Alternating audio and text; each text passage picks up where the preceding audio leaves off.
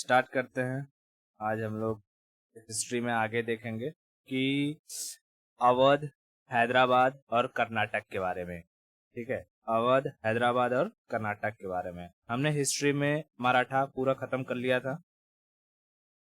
Okay, Maratha खत्म होने के बाद अब हम देख लेते हैं कि जब मुगल शासन चल रहा था और मुगल टाइम पीरियड में बता सकती है कि ऐसा कौन सा राजा था जिसके समय में मुगल प्रशासन का सबसे ज्यादा बिखराव हुआ था, यानी बहुत सारे राज्य उसके टाइम पीरियड में टूट करके अलग हो गए थे।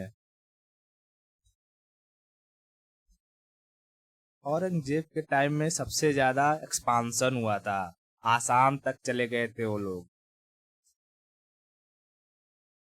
अच्छा, मुगल टाइम पीरियड में कुल कितने रूलर हुए हैं उनका ट्रिक बता। कौन कौन से ट्रिक?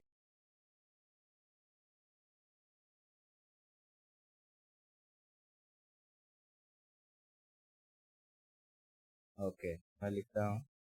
एक बार थोड़ा सा क्विक रिकैप लेते हैं। मुगल पीरियड में जो ट्रिक था,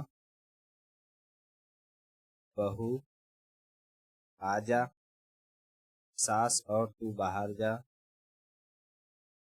सास और तू बाहर जा। इसके लिए बाहर जाएंगी फॉर MA, और बाहर जाके क्या कहेंगी? ए साहब। ठीक है, यानी पहला जो था बाबर, दूसरा हुमायूं, हुमायूं, तीसरा था अकबर, अकबर, चौथा था जहांगीर, जहांगीर। ठीक है, फिर शाहजहां, शाहजहां, छठा था औरंगजेब, औरंगजेब। औरंगजेब के टाइम में मुगल पीरियड एकदम अपने पीक पर था, यानी जो भी एक्सपांसन हुआ वो औरंगजेब के समय में ही हुआ। उसके बाद मुगल पीरियड का, मुगल एम्पायर का डिक्लाइन टाइम चालू हो चुका था। ठीक है, हाँ। तो औरंगजेब के बाद कौन आता है? तू से तो कुछ नहीं होता है, तू से कुछ नहीं। उसके बाद आता है बहादुर शाह, बहादुर शाह जिसे मुअज्जम कहते हैं। फिर आता है जहांदार शाह, जहांदार शाह। ठीक है, फिर फर्रुखसियर, फर्रुखसियर। ठीक है, उसके बाद मोहम्मद शाह,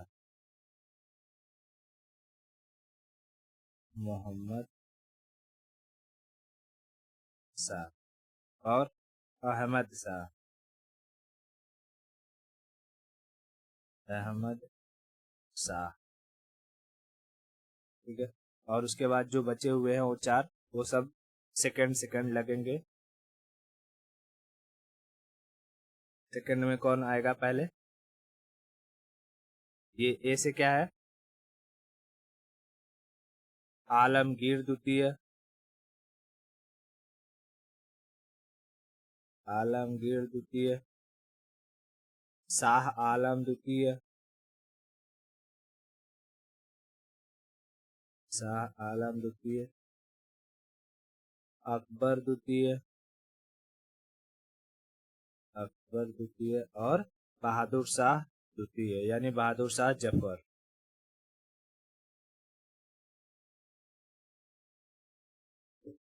बहादुर शाह द्वितीय या बहादुर शाह जफर।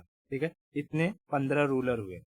अब देख, इसमें अगर कहेगा कि कौन से राजा थे, कौन सा राजा था जिसके समय मुगल एम्पायर का सबसे ज्यादा बिखराव हुआ, तो वो था मोहम्मद शाह। मोहम्मद शाह के टाइम पीरियड में तूने देखा कि जो बंगाल था, बंगाल अलग हो गया, मुर्शिद कुली खान ने कर लिया बंगाल अलग। अवध वो शहादत खान ने अलग कर लिया। ठीक है, हैदराबाद निजाम उल मुल्क ने अलग कर लिया। उन्हें बताया था कि नहीं ये सब, याद आया कुछ? हम्म, ठीक। हाँ, ठीक है। तो अभी मैं ये लगाता हूँ picture, and then we will, ये है हमारा प्यारा भारत। और हमारे प्यारे भारत में अगर हम बात करें कि दिल्ली पर किसका शासन चल रहा है, तो दिल्ली पर है मोहम्मद शाह।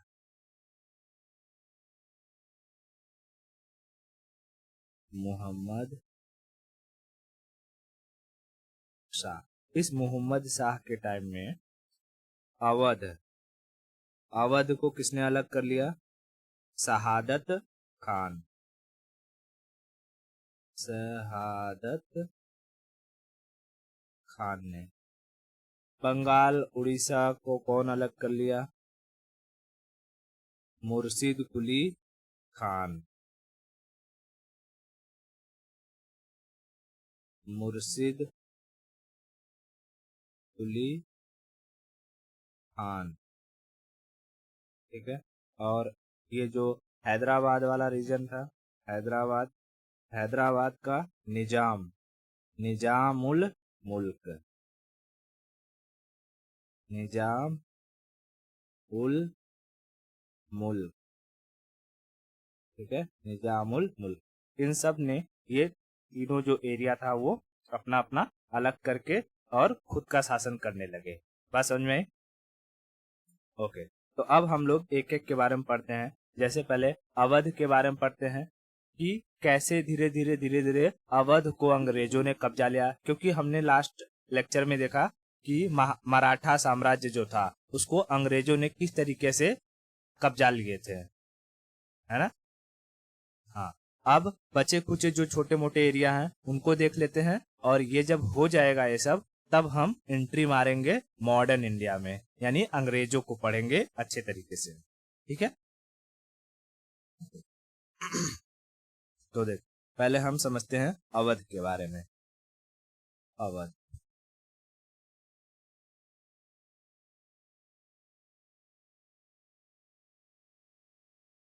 अवध। ठीक है, इसे अवध भी लिखते हैं या अवध भी लिखते हैं ना, अवध। तो जो लखनऊ है, लखनऊ को अवध के नाम से ही जाना जाता है। उस वक्त लखनऊ से लेकर के बनारस तक का जो एरिया था वो अवध कहलाता था।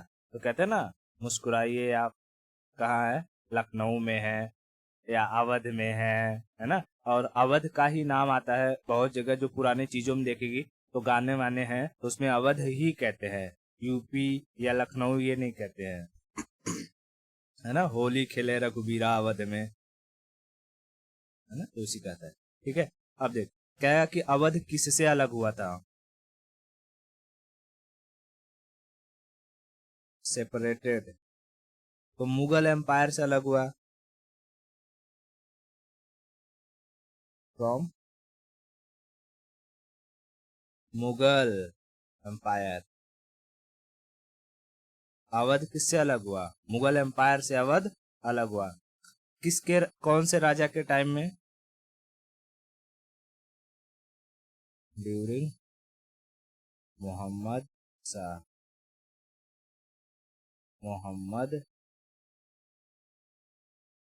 शाह, ड्यूरिंग मोहम्मद शाह। इसके फाउंडर कौन? अवध के शहादत खान। शहादत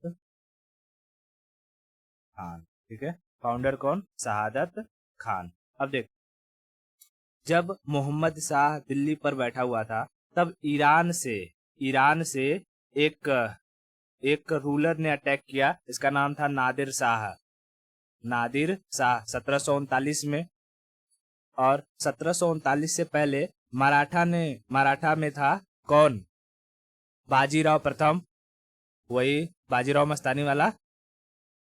उसने 1737 में अटैक किया था कहाँ पे, दिल्ली पर, ठीक है। तो दिल्ली पर अटैक किया था और वहां मतलब मोहम्मद शाह से हरा करके मोहम्मद शाह को 5-5 लाख रुपए लिया था, ठीक है। लेकिन 1739 में जब नादिर शाह ने अटैक किया कहाँ पर, दिल्ली पर, तो किसी ने बताया कि उसको, नादिर शाह को बता दिया कि पैसा दिल्ली में नहीं, कहाँ है, अवध में है। तो कहाँ चला गया, अवध चला गया। अवध गया तो वहां पर शहादत खान बोला कि मैं तो अभी अभी जो कि अलग हुआ हूँ, मेरे पास पैसा है नहीं। पैसा कहाँ है, दिल्ली में है। पैसा कहाँ है, दिल्ली में है। हाँ, और उसने, शहादत खान ने कहाँ भेजा, दिल्ली उसको। और उसने क्या कहा कि अगर दिल्ली, शहादत खान ने कहा कि अगर दिल्ली में पैसा मिलेगा तो आप लूट के लेकर के चले जाइएगा, और नहीं मिलेगा तो वापस आइएगा और मेरी हत्या कर दीजिएगा।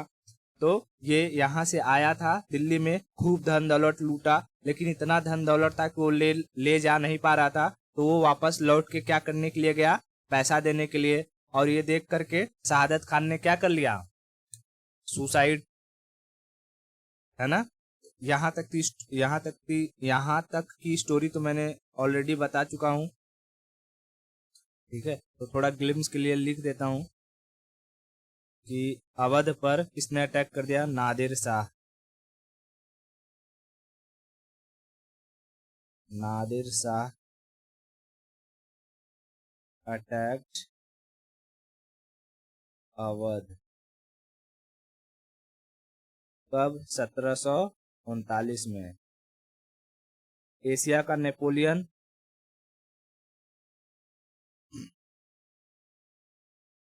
नादिर शाह, ठीक है, बिल्कुल मैंने बताया था ये। शहादत खान ने क्या कर लिया, सुसाइड। शहादत खान सुसाइड, सुसाइड, सुसाइड कर लिया, ठीक है। अब देख, जब इस अवध में शहादत खान मर जाएगा तो शहादत खान की जगह लेने के लिए कोई न कोई आएगा कि नहीं आएगा। हाँ, तो इसके यहाँ के दो सक्सेसर थे इसके, ठीक है, इसके दो सक्सेसर थे। हाँ, और उन दोनों का नाम क्या था, मैं लिख देता हूँ, सक्सेसर, सक्सेसर। उनका नाम था, एक का था सफदर जंग और दूसरे का नाम था सुजाउद्दौला। अब कुछ कुछ नाम तुझे यहाँ सुनाई देगा,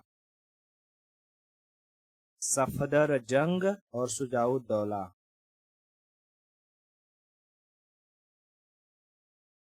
सफदर जंग और दूसरा नाम सुनाई देगा सुजाउद्दौला, सुजाउद्दौला। अब देख, सफदर जंग और सुजाउद्दौला के बीच में मारी मारा हुआ और सुजाउद्दौला जीत गया, सुजाउद्दौला जीत गया। तो सक्सेशन डिस्प्यूट में कौन जीत जाता है, सुजाउद्दौला। और अवध का नया नवाब कौन बनता है, सुजाउद्दौला।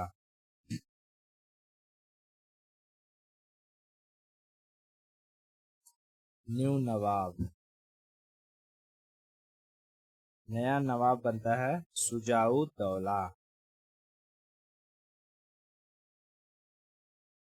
सुजाउद्दौला। अब देख, यहाँ है सुजाउद्दौला, बंगाल में मिलेगा सिराजुद्दौला,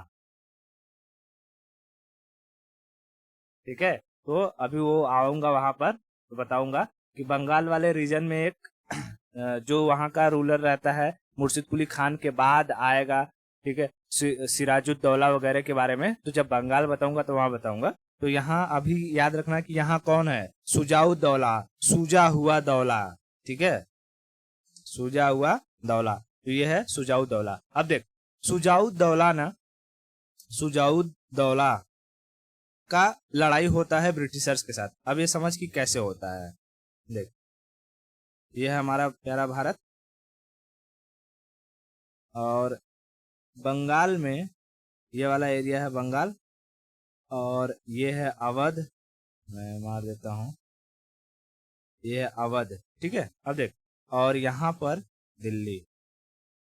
ठीक है, अब देख, यहाँ अंग्रेज जो थे ना, अवध में बंगाल में अंग्रेज बहुत उथल पुथल कर रहे थे, यानी जिसको चाहते वो उसको वहां का ये रूलर बना देते, और जिसको चाहते वहां पोस्ट से हटा देते थे। तो वहीं का बंगाल का एक रूलर था मीर कासिम। ठीक है, मीर कासिम, ये लोग ने, अंग्रेजों ने मीर कासिम को यहां से भगा दिया। कहां से? बंगाल से। ठीक है, बंगाल से भगा दिया। अब ये जब मीर कासिम को भगाया तो मीर कासिम गया यहाँ, कहाँ पे? अवध। ठीक है, पहले वो मीर कासिम भागा यहाँ बिहार में, बिहार में जाने के बाद वो यहाँ मिल गया अवध में, और अवध में वो किससे मिला? सुजाऊ दौला से। सुजाऊ दौला से, और सुजाऊ दौला से कहा कि ये अंग्रेज बहुत दुष्ट हैं, पहले जो कि मुझे पोस्ट पर रखे, अब मैं उनकी बात नहीं सुना तो मुझे हटा दिए हैं, चलो इनको मिल करके मारते हैं। ठीक है, चलो इनको मिल करके मारते हैं। तो ये सुजाऊ दौला कहा हम अकेले कैसे लड़ेंगे, दिल्ली पर हमारे चाचा हैं, बैठे हुए हैं, जो है शाह आलम द्वितीय। शाह आलम द्वितीय हमारे चाचा है, शाह आलम द्वितीय, चलो उनको भी लेकर के आते हैं। ये गए उसको, और उसको बोले कि देखिए महाराज, आपकी इतनी बड़ी जो कि दबदबा है, और अंग्रेज ऐसा ऐसा कर रहे हैं, एक काम करते हैं, चलिए उनको थूरते हैं। तो शाह आलम द्वितीय कहा हाँ हाँ चलो चलो। शाह आलम द्वितीय, सुजाऊ दौला और मीर कासिम, तीनों की सेना आई। ठीक है, तीनों की सेना आती है, और तीनों की सेना यहाँ जो बिहार है, बिहार के बक्सर में, ठीक है, बिहार के बक्सर में आती है। और यहाँ से जो बंगाल था, बंगाल से ब्रिटिशर्स का नेतृत्व कर रहा था Hector Munro.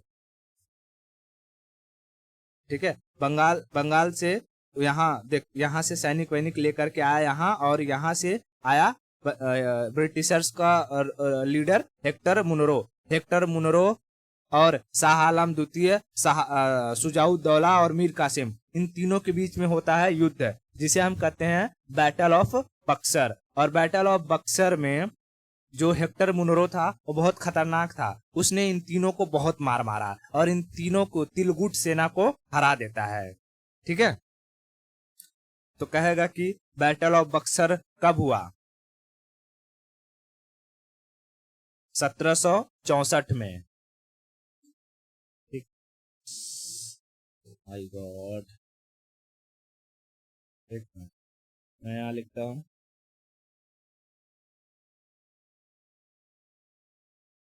Battle of Buxar.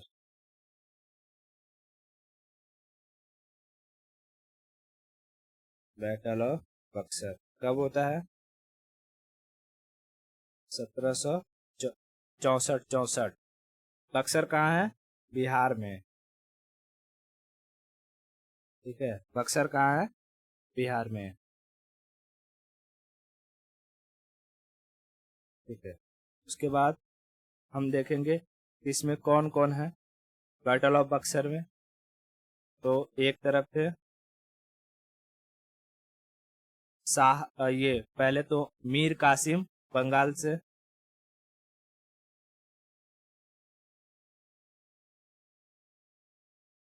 Mir Qasim Bengal से। दूसरा था वहां से सुजाऊ दौला, जो कि अवध से, अवध बोल, हाँ, सुजाऊ दौला जो था वो अवध से।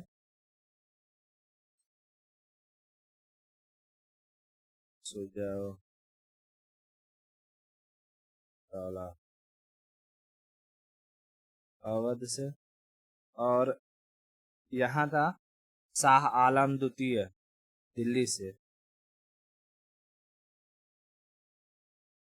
शाह आलम द्वितीय दिल्ली से, ठीक है। और इधर कौन था? Hector Munro, Hector Munro, Hector Munro, Hector Munro. Hector Munro ने इन तीनों की सेना को क्या कर दिया? हरा दिया, ठीक है। हेक्टर मुनरो इस युद्ध में जीत जाता है और ये तीनों के तीनों हार जाते हैं, ठीक है। अब देख इसमें क्या हुआ कि जो मीर कासिम था, मीर कासिम को तो हेक्टर मुनरो ने मार दिया, ठीक है। मीर कासिम को हेक्टर मुनरो ने क्या कर दिया? मार दिया। उसके बाद ये जो सुजाउद्दौला था, सुजाउद्दौला को इतना मार मारा, इतना मार मारा कि बोला हमारी लड़ाई तो एक्चुअल में मीर कासिम के साथ थी, तू क्यों यहाँ पे आया था, ठीक है। तो सुजाउद्दौला बोला मीर कासिम मेरा साथी था, वो मेरे को उकसा दिया था। बोला उकसा देगा तो मतलब तू हम लोग से लड़ने आ जाएगा? तो बोला सर गलती हो गई। बोला अच्छा गलती हो गई, ठीक है। उसको बड़ी मार मारे थे। उसके बाद शाह आलम को पकड़े। शाह आलम से पूछे कि शाह आलम तू तो दिल्ली में था, तू क्यों आया था रे इन लोग के साथ लड़ाई करने के लिए? बोला वो सुजाउद्दौला मेरा भतीजा, वो जो कि बोला कि पूरा का पूरा साम्राज्य तो हमारे ही दादा परदादा का है, वहां अंग्रेज आकर के कैसे रूल कर सकते हैं, मुझको भी चढ़ा दिया था। तो शाह आलम द्वितीय को वो लोग ने इतना पीटे, इतना पीटे कि बेचारा खटिया पर लेट गया था। और उसको वहां दिल्ली वापस नहीं भेजे, उसको लेकर के आया यहाँ पे इलाहाबाद में। बोले अगर दिल्ली लेकर के जाऊंगा तो वहां की जनता के साथ इसका अटैचमेंट है, वहां की जनता विद्रोह कर देगी, एक काम करो इसको कहाँ ले चलो? इलाहाबाद। और इलाहाबाद में ले जा करके 1765 में ये लोग एक ट्रीटी करते हैं और उस ट्रीटी के तहत ये कहते हैं कि जो बंगाल का एरिया है, उस बंगाल के एरिया में प्रशासन यानी एडमिनिस्ट्रेशन तू देखेगा। कौन? शाह आलम द्वितीय देखेगा। यानी कि वहां का नाली साफ कराना तेरा काम है, एजुकेशन को देखना तेरा काम है, पानी सही से आ रहा है कि नहीं आ रहा है तेरा काम है। लेकिन वहां जो टैक्स को कलेक्ट करना है वो कौन कलेक्ट करेगा? ब्रिटिश करेंगे, ठीक है। तो इलाहाबाद की ट्रीटी के तहत ब्रिटिशर्स ने बंगाल पर द्वैध शासन को ठोक दिया। कौन से शासन को? द्वैध शासन, डुअल गवर्नमेंट। बात समझ में आई? हाँ। तो देख अब ये हार गए, यहाँ पर मीर कासिम मारा गया, सुजाउद्दौला को मार मार के सुजा दिए वो लोग, ठीक है। और किसे पकड़ के लेकर के गए? शाह आलम को।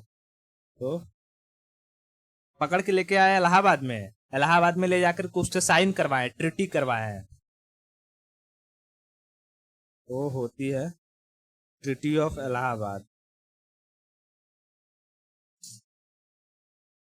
Treaty of Allahabad, treaty of Allahabad कब हुआ? 1765, 1765। किसके किसके बीच में होता है?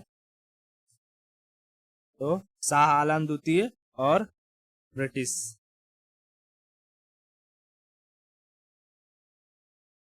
बिटवीन।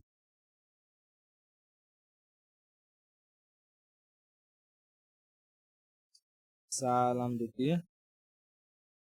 और ब्रिटिश। शाह आलम द्वितीय को क्या दिया जाता है? एडमिनिस्ट्रेशन। कहाँ का? अच्छा इसको इधर लिख देता हूँ कि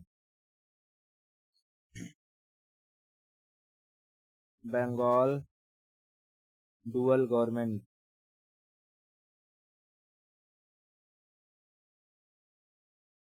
डुअल गवर्नमेंट कहाँ पर? बंगाल में, बंगाल में। बंगाल में डुअल गवर्नमेंट किस तरीके से हुआ कि जो एडमिनिस्ट्रेशन था वो किसे दिया गया? एडमिनिस्ट्रेशन वो दिया गया शाह आलम द्वितीय को। शाह आलम द्वितीय। लेकिन टैक्स टैक्स कलेक्शन, पैसा वाला चीज, खुद ब्रिटिश रखे हैं। ब्रिटिश बात समझ में। एडमिनिस्ट्रेशन का मतलब वहाँ की पुलिस व्यवस्था तू देखेगा, साफ सफाई तू देखेगा, पानी की व्यवस्था तू देखेगा, एजुकेशन तू देखेगा। लेकिन जब बात आएगी टैक्स कलेक्शन की तो वो कौन करेगा? ब्रिटिश करेंगे। बात समझ में आएगी? हाँ। और इस तरीके से जो ये था इलाहाबाद का ये क्या बोलते हैं, बंगाल में ब्रिटिशर्स के द्वारा द्वैध शासन यानी डुअल गवर्नमेंट को थोप दिया गया। इतना क्लियर हुआ? ओके। अब ये लोग देखें कि यहाँ पर जो शुजाउद्दौला है अभी ये तो है जिंदा, अगर इसको ऐसे ही छोड़ दिए तो ये क्या करेगा? हाँ, बार बार फिर से अटैक करेगा। ठीक है, बार बार फिर से अटैक करेगा। तो ये लोग सोचे कि इस अवध को हम लोग कब्जा लेते हैं, लेकिन कब्जाएंगे कैसे? कोई न कोई रीजन देना होगा।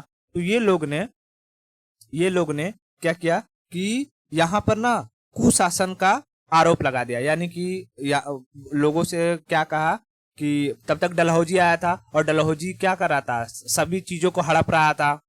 जहाँ जिसके यहाँ पर कोई अगर उत्तराधिकारी नहीं है तो वो राज्य अपने में ब्रिटिशर्स मिला ले रहे थे। कहीं पर अगर शासन, हाँ, कहीं पे अपने में अच्छे से शासन नहीं हो रहा है तो उस राज्य को अपने में मिला ले रहे थे। तो ऐसे ही यहाँ पर उसने क्या लगा दिया? कुशासन यानी बैड गवर्नेंस, कि यहाँ पर ब्लेम किया कि ये लोग अच्छे से शासन नहीं कर पा रहे हैं, इसलिए अवध अब ब्रिटिशर्स के कब्जे में होगा। बात समझ में? तो इन लोगों ने अवध को किस तरीके से हथिया लिया? ओके। ब्रिटिश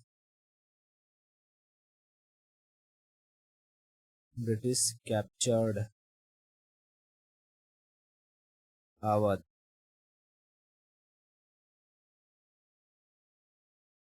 कैसे? बाय ब्लेमिंग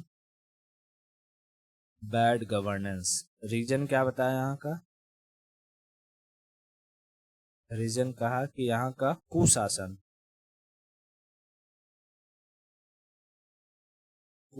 यानी बैड गवर्नेंस।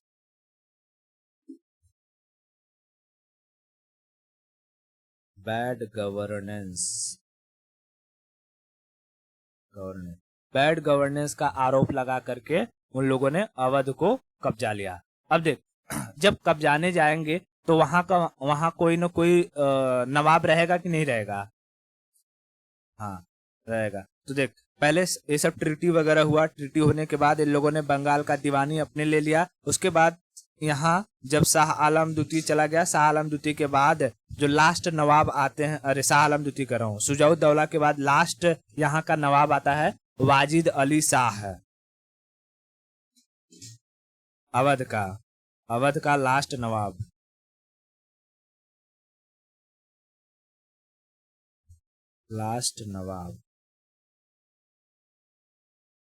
कहाँ का? अवध का। उसका नाम था वाजिद अली शाह। वाजिद अली शाह। और वाजिद अली शाह की बीवी थी बेगम हजरत महल।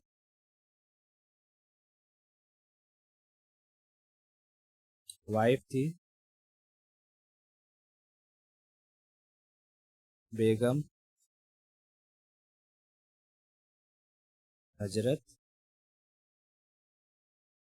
महल। अब देख, ये जो वाजिद अली शाह था, वाजिद अली शाह क्योंकि नवाब था और ये इतना ऐसा अपने आप को नवाबी झाड़ता था कि एक बार क्या हुआ कि ये ना बैठा हुआ था वहीं अपने घर में, ठीक है, और वहां पर उसने एक बनवाया था भूल भुलैया। ठीक है, वहां पे फेमस है भूल भुलैया ये। ठीक है, ये भूल भुलैया की खासियत ये है कि यहाँ पर एक कमरे में बैठ करके ना वो हर कमरे के बारे में जान सकता है कि दरवाजे पर कौन आया है, कौन कहाँ पर है। इसका कंस्ट्रक्शन इस तरीके से किया गया था, यानी कि बीच में ऐसे तालाब वगैरह है और कोई जब दरवाजे पर आता है तो उसकी परछाई तालाब में पड़ती है, और जो भी वहां का नवाब रहता है वो ऐसी पोजीशन पे बैठा रहता है कि वो बिना बाहर आए ही ये पता कर सकता है कि कौन आया है दरवाजे पर। देख, इसका कंस्ट्रक्शन इस तरीके था कि जैसे मान ले यहाँ बीच में तालाब है, ठीक है, और यहाँ पर भी दरवाजा है, यहाँ पर दरवाजा है, यहाँ दरवाजा है, यहाँ दरवाजा है, यहाँ दरवाजा है, और ऊपर यहाँ पर है जहाँ पर नवाब वगैरह बैठते हैं, ठीक है। तो अगर कोई यहाँ आता है तो उसकी परछाई इस पानी में पड़ती थी और ऊपर से ये देख लेता था बिना नीचे आए ही, ठीक है। हाँ, हाँ, ठीक है। तो क्या हुआ कि जब ये लोग गए, अंग्रेज गए इसको खाली करवाने के लिए, तो यहाँ का नवाब ना भागा ही नहीं, और बाकी इसके जो सब सैनिक वैनिक थे वो सब भाग गए। तो अंग्रेज इसको पकड़े और इसको बोले कि एक बात बताओ वाजिद अली, तू हम लोग को देख करके भागा क्यों नहीं? तो वाजिद अली कहा कि ये जो मेरा ये नौकर था वो मेरे एक ही पैर में जूता पहनाया था, दूसरे पैर में जूता नहीं पहनाया था। तो वो लोग बोले तो कौन सा ऐसा था, तेरा तो जूतवा ऐसे ही है, उसमें खाली पैर डाल देगा और जो कि चला जाएगा। तो बोलेगा डालने को तो डाल दूंगा, लेकिन आप समझ नहीं रहे हो, मैं नवाब हूं ना, मैं अपने से जूता कैसे पहनूंगा? बोलते हैं गजब बेवकूफ इंसान है रे तू, तुझे मरने से डर नहीं लगता है? बोलता देखो मरना आज नहीं तो कल है ही, लेकिन लोग कैसे जानेंगे मुझे कि कोई नवाब था जो मरना पसंद किया लेकिन अपने आप से जूता नहीं पहना। बोला वाह, वाह जी वाह, वाह वाजिद अली वाह। उसको पकड़े और बोले तेरे को मारने की जरूरत नहीं है, उसको जेल में डाले, और उसके जेल में सड़े कुत्ते डाल दिए वो लोग। सड़ा हुआ कुत्ता, जैसे कुत्ता रहता ना उसका खोपड़ी अगर ऊपर से चोट लग जाता है तो सड़ जाता है कि नहीं ऊपर से।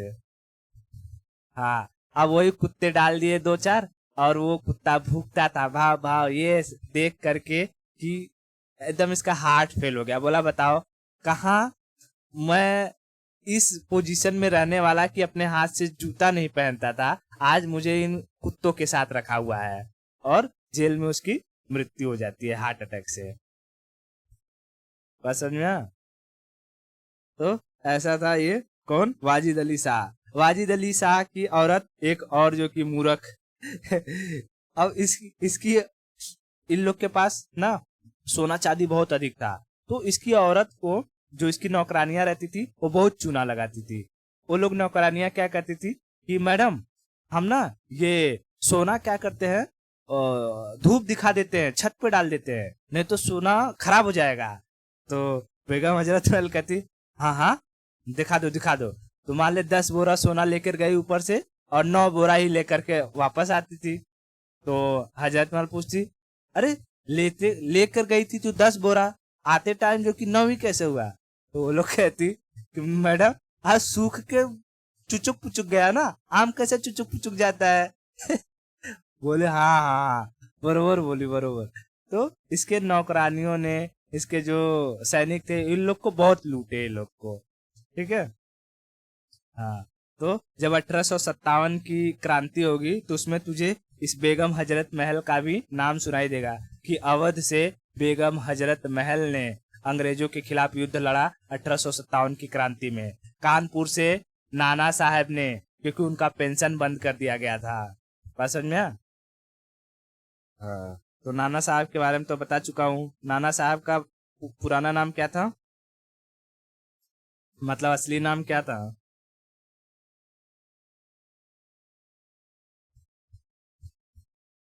ढोंडू पंथ है। ठीक है, तो लास्ट नवाब कौन हुआ अवध का? वाजिद अली शाह। वाजिद अली शाह की मृत्यु के बाद कौन बनेगा? बेगम हजरत महल, ठीक है, बेगम हजरत महल। तो वाजिद अली शाह कैसे मर गया ये? इसको जेल में डाल दिए थे कुत्तों के साथ। डाइड,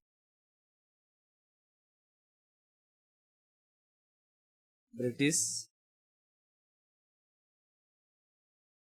पुट इन प्रिजन या जेल्ड कर दूं,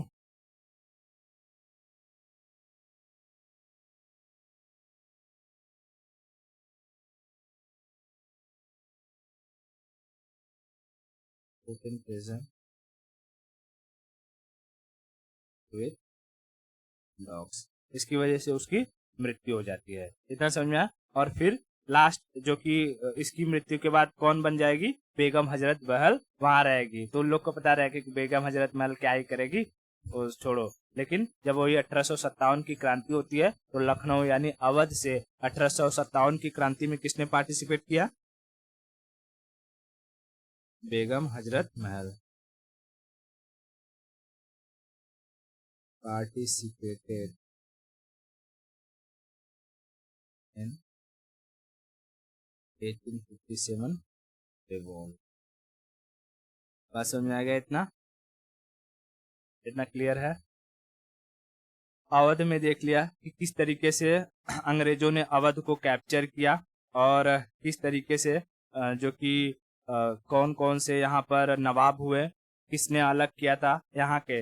अवध के पहले नवाब कौन कहलाएंगे, शुजाउद्दौला तो सक्सेसर था, उसके पहले फाउंडर कौन था, शहादत खान। शहादत खान के बाद शुजाउद्दौला। शुजाउद्दौला शुजाउद्दौला के समय में किस जो कि कौन सा युद्ध हुआ, बक्सर का युद्ध कब हुआ, 1764 में। अंग्रेजों की तरफ से कौन लड़ा था, हेक्टर मुनरो। ये था हेक्टर मुनरो। हेक्टर मुनरो ने इन लोगों को हरा दिया, तिलगुट सेना ट्राई पार्टीज को हरा दिया कि नहीं हरा दिया, हरा दिया। हराने के बाद हेक्टर मुनरो ने कौन सी संधि करी इलाहाबाद में, ट्रीटी ऑफ इलाहाबाद। कब हुआ ये ट्रीटी ऑफ इलाहाबाद, 1765 में। इस किसके किसके बीच में हुआ,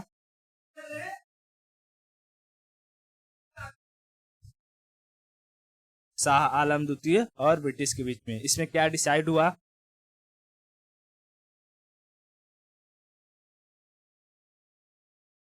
ओके कहाँ का, बंगाल का। बंगाल का एडमिनिस्ट्रेशन शाह आलम द्वितीय और टैक्स जो कलेक्शन रहेगा वो ब्रिटिश देखेंगे। इतना क्लियर हो गया। ओके उसके बाद यहाँ जो शुजाउद्दौला के बाद नेक्स्ट रूलर और रूलर बोलो, नेक्स्ट नवाब कौन बना अवध का,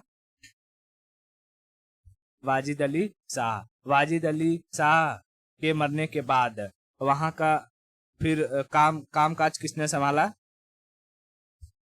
बेगम हजरत महल। ठीक है, तो अगर कभी जाना लखनऊ वगैरह में तो जा करके ये भूल भुलैया देख लेना। ठीक है, इस भूल भुलैया को क्या कहते हैं, इमामवाड़ा।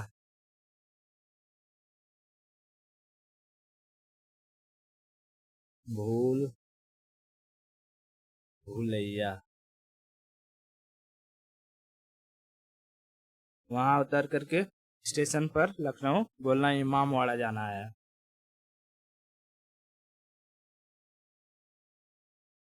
अब वहां जाएगी तब ना पता चलेगा, इमामवाड़ा। भूल भुलैया में ऐसा है कि बिना गाइड के अगर तूने घूमी तो तू ही गुम हो जाएगी।